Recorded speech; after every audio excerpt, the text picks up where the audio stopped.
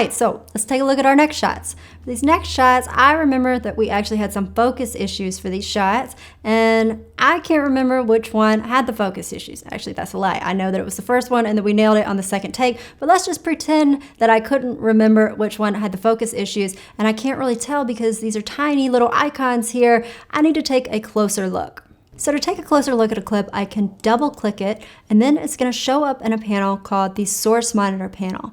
And to tell you a little bit more about this panel, I'm just gonna drag this over into its own little area.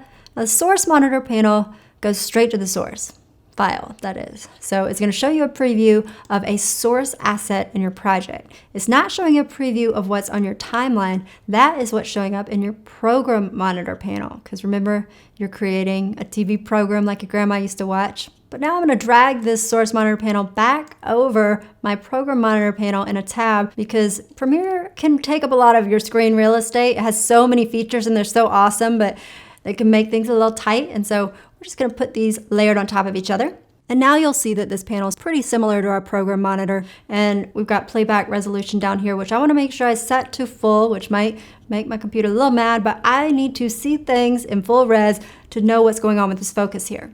All right, now I'm gonna press FF to fast forward through this clip. And now I can already see the focus going in and out. This is the one that had the focus issues. This is not the clip we want.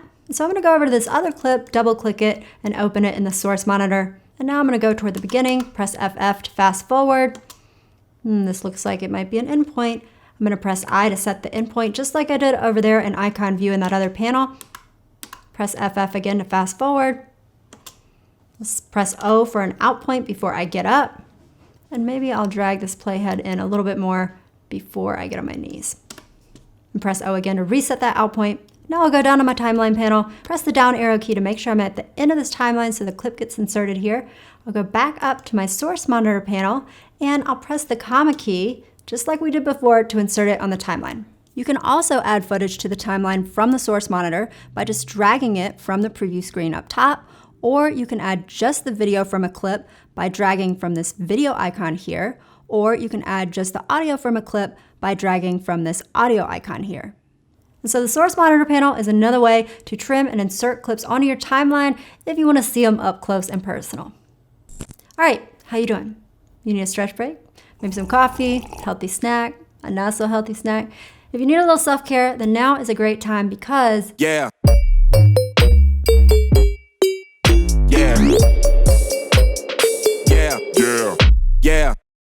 that sound means we have reached another practice pause point, which means if you haven't been following along up to this point, now is the time to hit the pause button and practice what we've been talking about. So I want you to take maybe a quarter of the video clips in your project, and I want you to practice trimming them primarily in Icon View using that keystroke choreography that we talked about. So hover I-O, click, comma, L. Hover I-O, click, comma, L, let go. And you can also practice trimming your clips up in the Source Monitor in that big view like we just did as well. So come back here and don't watch the rest of the video until you've trimmed about a quarter of your clips.